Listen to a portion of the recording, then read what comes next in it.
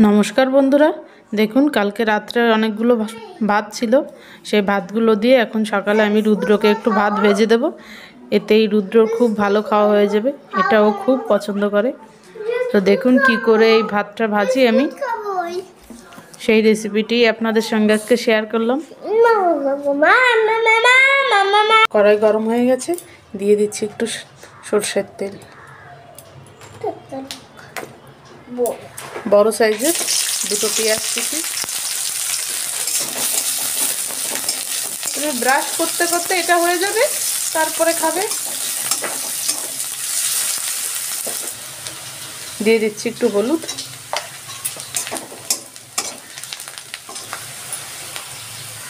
একটা ডিম,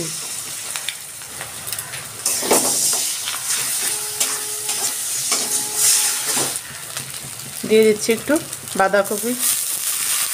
একটু বাঁধাকপিটা ছোটো ছোটো করে কেটে নিয়েছি, খুব একটা ছোটোও করিনি।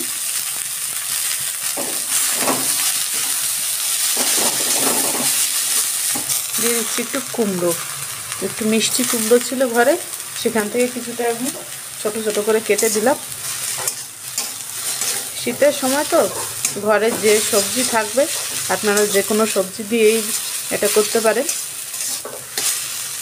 গাজর, ক্যাপসিকাম, ফুলকপি এর সাথে খুব ভালো লাগে। দিয়ে দিচ্ছি একটু হলুদ, একটু নুন।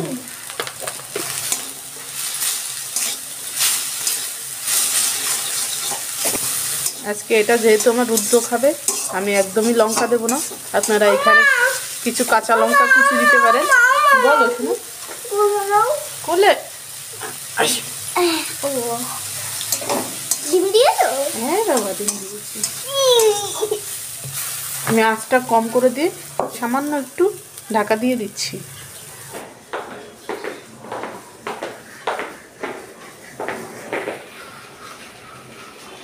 ব্রাশ করছো?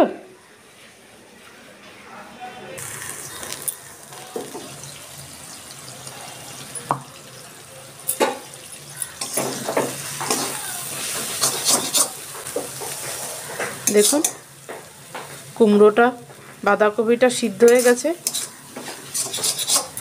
এবার আমি দিয়ে দিচ্ছি ভাতগুলো।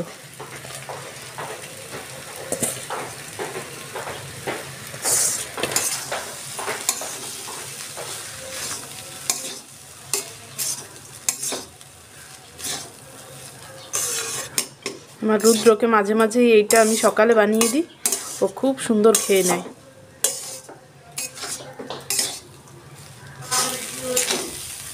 দেখুন ভাতটা আমার প্রায় ভাজা হয়ে গেছে। এবার আমি দিয়ে দিচ্ছি একটু ধনেপাতা কুচি। যদি নুন লাগে আমি আর একটু নুন দিয়ে দেব।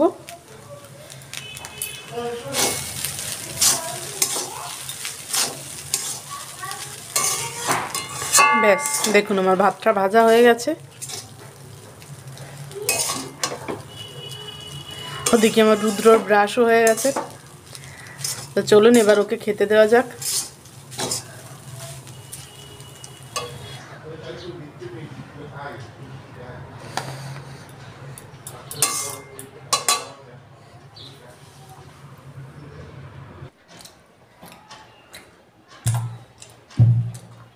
কেমন হয়েছে?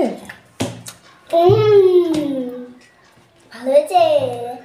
খাও, একটু খাও। তুমি কি করছো মা?